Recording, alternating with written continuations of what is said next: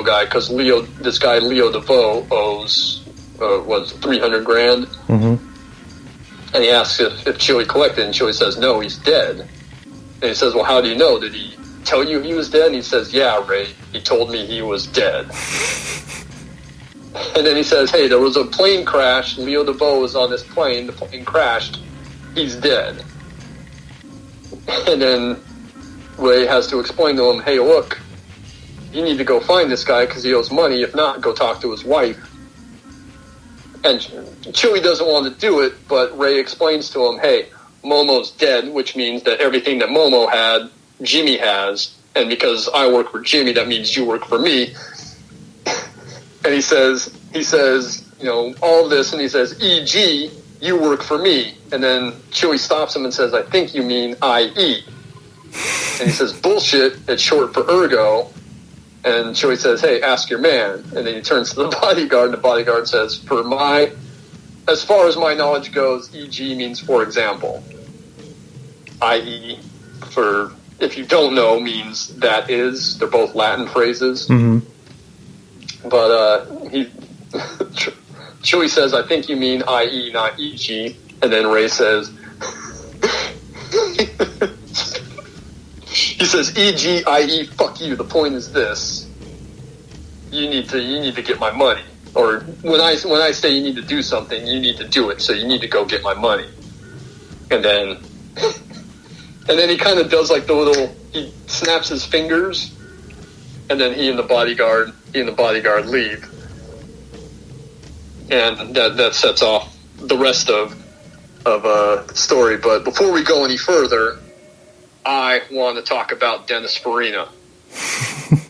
Dennis Farina is unquestionably this movie's MVP. He is so fucking good in it. He is so fucking funny in it that I can't imagine the movie without him. Yeah. You might be able to plug in some other people, maybe not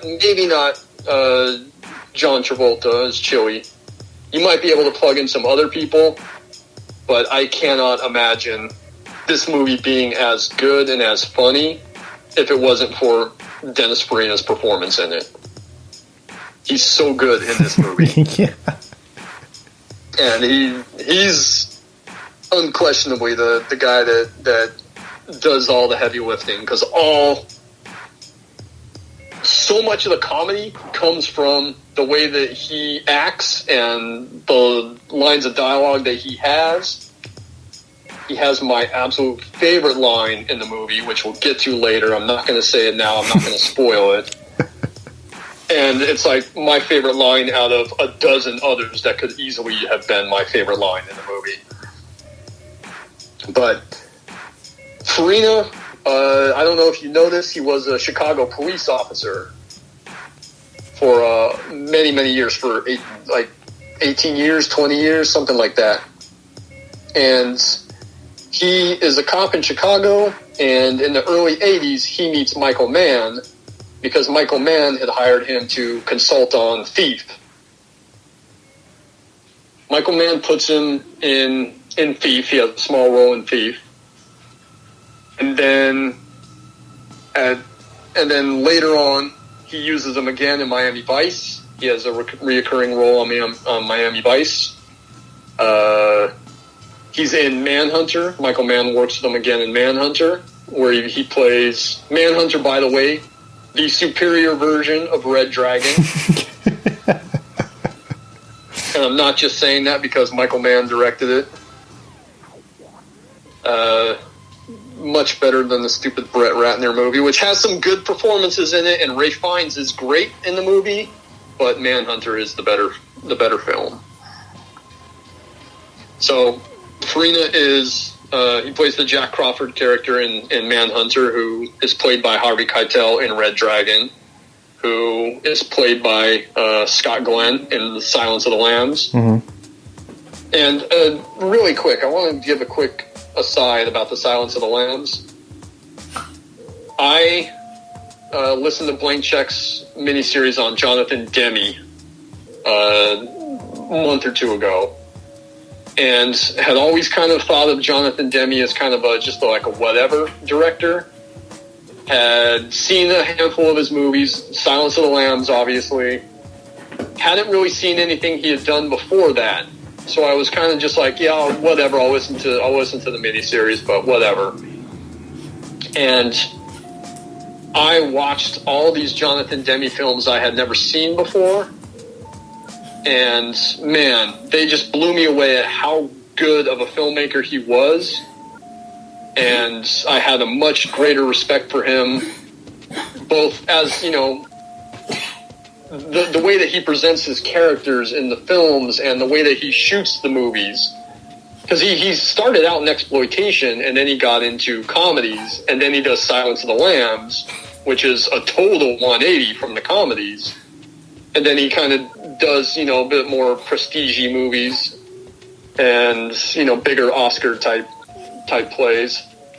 But I was so blown away watching the Jonathan Demme movies. And because he used a lot of the same character actors in, you know, different roles depending on whatever the movie was. But also the way he shoots is the same across every single movie, no matter what genre he's doing. And I had loved Silence of the Lambs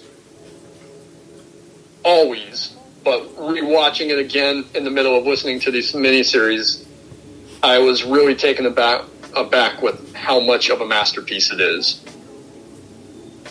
It's so good, and everything in that movie is so good that I just check out Jonathan Demme, check out his earlier comedies, check out the stuff that he did post-Silence. Some of it was good. There's a couple that aren't.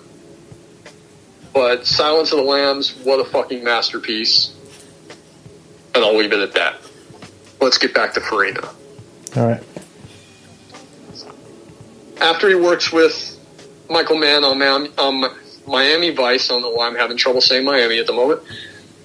He does Manhunter with him.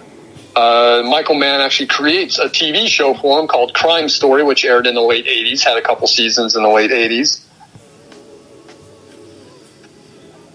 And then, you know, after that, Farina is popping up in more movies. He's in Midnight Run, which is so good. Have you ever seen Midnight Run? I don't believe so. Oh man, watch it. It's so good. It's a great action comedy. It's De Niro is a bounty hunter who's after Charles Grodin, who what was his crime? It was like he had embezzled money, so he was after him. I believe that was Charles Grodin's crime in the movie. And Dennis Farina is a mobster. It's got a ton of great performances. De Niro is so good in it that I wish he did more movies like that, more kind of action comedy movies that weren't completely shitty. But Midnight Run, I highly recommend Midnight Run. Dennis Farina is awesome in it. He's great. He's so good in Snatch as Cousin Abby. Oh, yeah. And he has a ton of great dialogue in Snatch, too.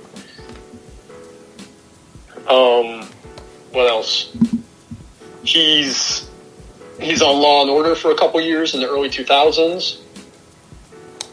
He has a great one scene cameo opposite Tom Hanks in Saving Private Ryan. He's really good in this one scene in Saving Private Ryan. And then I'd have to look to see what other movies he's in, kind of between Law and Order and when he reunites with Michael Mann in 2010, 2011, whenever that was, on this HBO show called Luck, which was very good, and unfortunately only was on for one season. But he's Dustin Hoffman's a mobster that's released from jail, and Dennis Farina is his right-hand man, and he's so good on this show. And I don't know if that was the last thing he did before he died. I'm pretty sure he's had a couple other things under his belt before he died, but he died about 2 years after that show was on. But Dennis Farina is the best character in this movie. The best actor in this movie. He's so fucking funny in this film.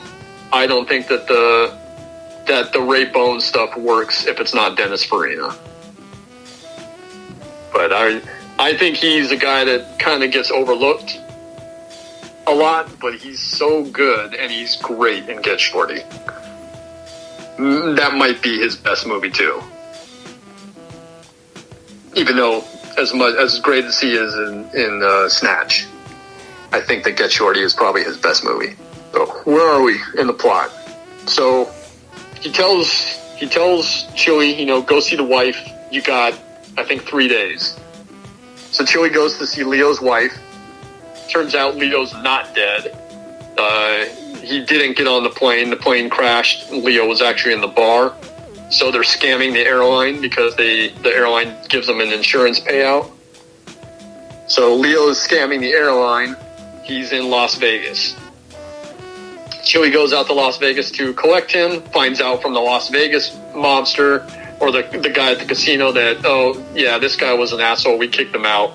But while you're headed to Los Angeles to track him down, we got this other guy, this movie producer, that's like a real fuck up. He owes us money, so can you look into that too? So Chewie says, okay. And then that's what takes him to Los Angeles.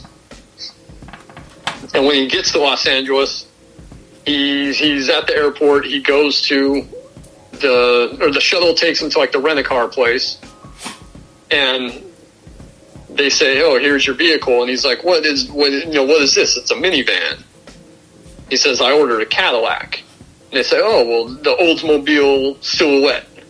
This is the Cadillac of minivans." And it's the only thing that they have. So Chewie just says, "I guess I'm going with the Cadillac of minivans then." So he drives off in the Cadillac and minivans, goes to see the producer, who is Gene Hackman. And Gene Hackman is Harry Zim, who's kind of I don't want to say like a trauma type director, but like really makes shitty, cheap B monster movies. Yeah. You see some of the artwork or the posters, and they're just super ridiculous, cheapy horror movies. And he's at the house with Karen Flores, who is played by Renee Russo, who's an actress who was in a bunch of his movies. And they wake up to the sound of the TV, and she tells Harry, "Go downstairs," and he goes downstairs, and he runs into Chewie. And Chewie says, "Hey, I'm sent here by the casino to collect," and Harry kind of blows him off, like, "Oh, whatever. I'll pay him back whenever." And Chewie tells him, "Try not to act like a hard-on when you're standing there in your underwear." I'm paraphrasing. What is it? It's, "Don't act like a hard-on. You're standing there in your undies," I think he says to him. And then after he says, "Hey, I'm here to collect for the casino," and then because he knows he's a producer, he gets interested in that and says, "Oh, so you're a producer? I got an idea for a movie." And then we cut to a little bit later. Karen comes down the stairs, and Chewie's sitting there with Harry, telling him this story. And the story is basically Chewie's story about how he's, a loan shark, how he's after this guy who is scamming the airlines. And Harry's really interested in it. And then Karen butts in and says, "This story's for real. The airline that crashed, that's what he's talking about." And Harry freaks out and says, "Oh, you're not the guy, are you?" And he says, "No, I'm not the guy." And he says, "Oh, are you this guy?" And he says, "No." And then Karen kind of rolls her eyes. This is probably the first of the great many scenes that Renee Russo has where she just has this great reaction to something. But she rolls her eyes and is like, "He's the Shylock. He's the bookman. He's the bookie that's here to collect." And, Harry gets, oh, okay.